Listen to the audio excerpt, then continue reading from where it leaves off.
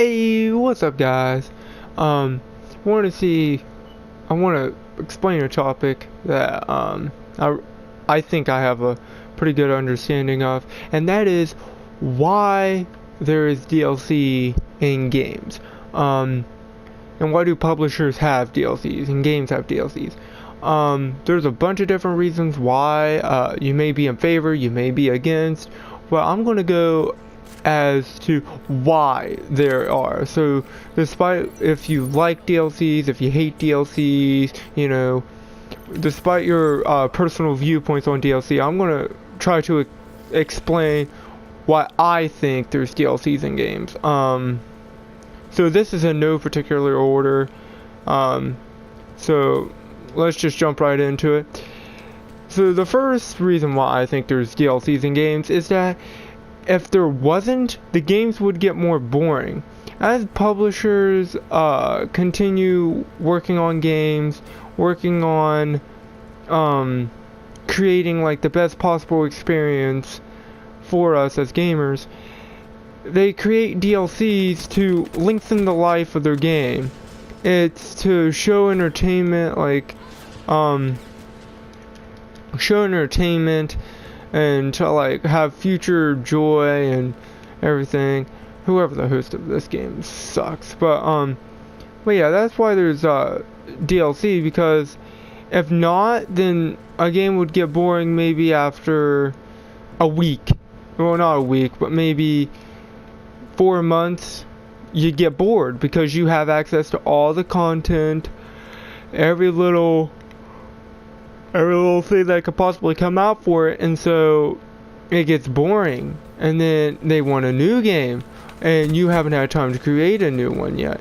So what publishers have done is they take, I don't necessarily think that they take a portion of the game away, but they take a portion of the game that could be in the game, and they just sell it as extra, and or give it off as extra content that will be distributed later on in the game's life cycle. Call of Duty has a 1-year life cycle. Most games have a 1 or 2 year life cycle. I think GTA is the only game that has like more than like a 5-year life cycle. It's pretty good in life. Because that game, they fill it up with free DLC, and it extends the life.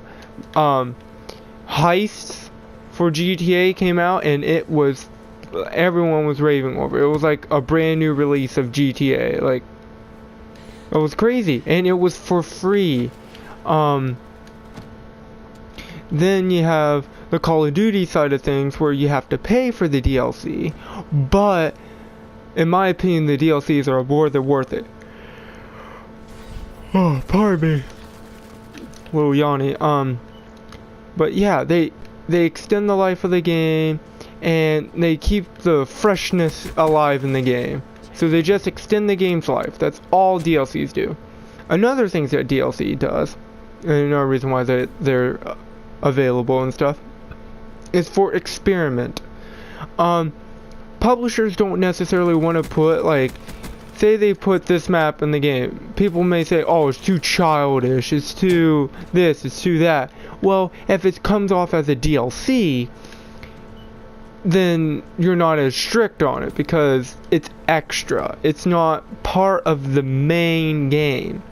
So I think that's a little bit, so they get to test ideas, they get to do everything.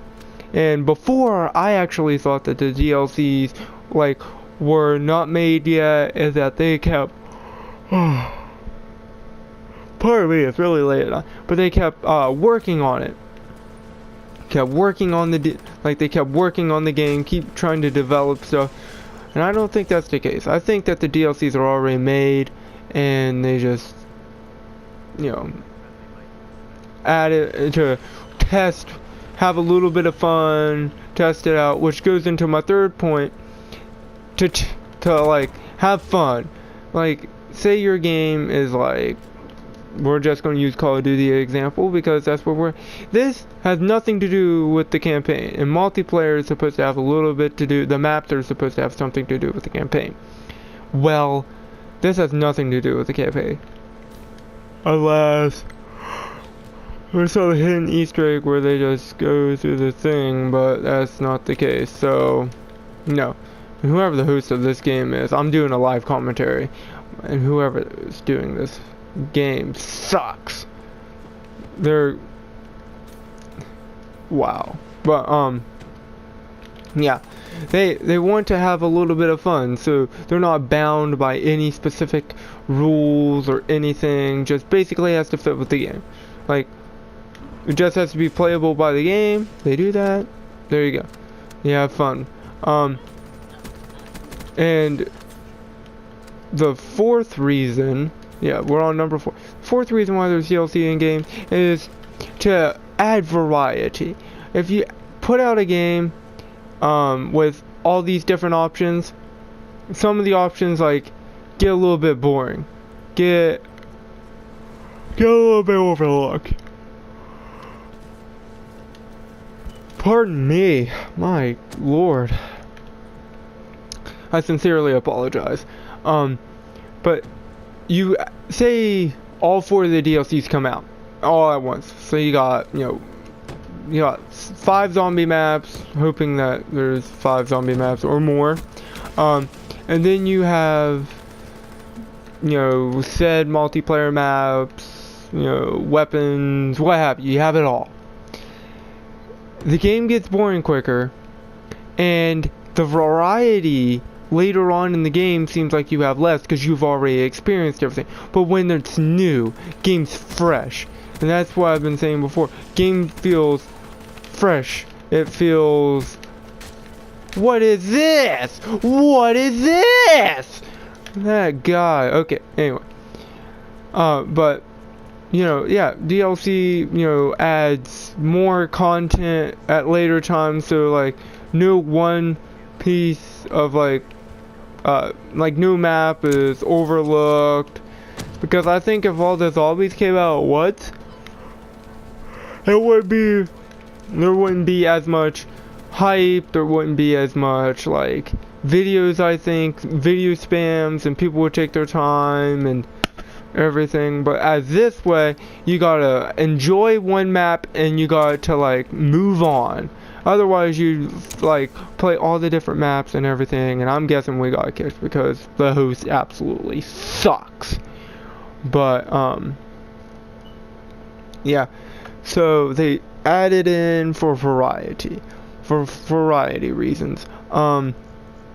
Another reason why we're just gonna do this in a lobby. So I'll just go ahead and show you guys my classes.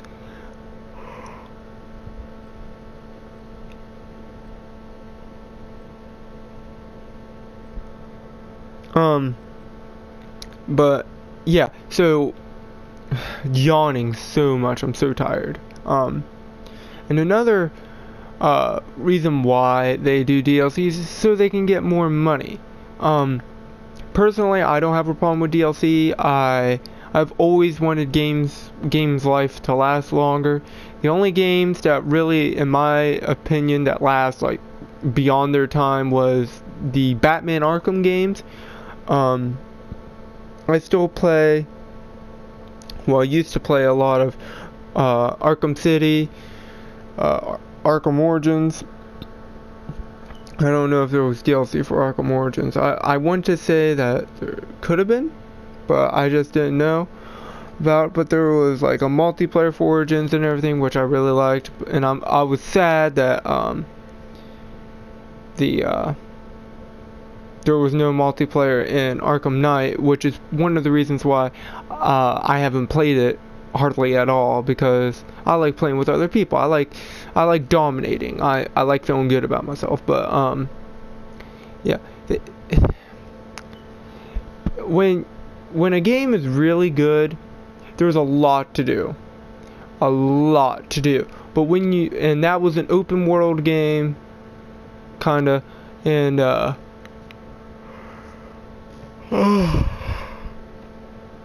there were multiple things that you could do. So when, you know, Call of Duty comes out, it's a it's like a sandbox, and you have like so many feet to go in any direction, and it's basically an objective. When you have games like that, if you send all your stuff out at once, it just gets overlooked and everything. So just clear that point up. But games with like life, real life nowadays, they want money. They want you to spend the money, and I don't think they're necessarily being greedy. I think, in all honesty, that they're just trying to like, okay, so you bought a full game, you got all this stuff. Well, we're willing, if you pay like, you know, $49 extra, you will get basically an equivalent of another game added on. In my opinion, that's a great deal, but in other people's mind, it's not. And plus, when they get that money, they can make more. They can make a better game the next time, and everything. And like, if so many people buy it, then they can start lowering prices, or they might raise it. Who knows? And everything. But yeah, just do that. And I think the final point, and I think this could overlap into some of the other points that I've made, is that when a publisher creates a game, it's geared towards a certain group, like a certain interest level of people. Like, you make I don't know, an alien game that goes into your more sci-fi, your fantasy players. But when you make a game like Call of Duty, you're going for, you know, Call of Duty players, like people who have been with the series for a while, who gonna buy the game no matter what and enjoy it, and that's just how that works. Well, you know, there may be that kid who's like, ooh, Call of Duty, I want to see that, I want to get the new game that's coming out, and I want to see what it's like. Well, that person may have different taste within the community. Like, there's a lot of different tastes. Like, some people are just like zombies, some people are just multiplayer, some people are just campaign even. But then you got little subdivisions off that, and then you got like someone who loves everything like I do, and then you got people who are like okay, I like this part and this part, but I hate all the rest. Well, what they can do is that when a DLC comes out, it's they get it geared towards more people, and then like the feedback that they get, they can kind of gear the DLCs towards those people who would like to see a little bit different things that may not be in the game yet, but if they get this, then they can have, you know, the perfect game that they've always wanted. So and I guess your counter argument for this is that they're just money hoarding, and that, you know, it should be free, which in my opinion it should be free, and it should come with the game, and it should just be unlocked at a certain period of time. But at the same time, you got to be thinking, if they get this money, then it can only help. It should only help and everything. So I don't know. Let me know what you guys think of DLCs in the comments below. Leave a like if you enjoyed the video.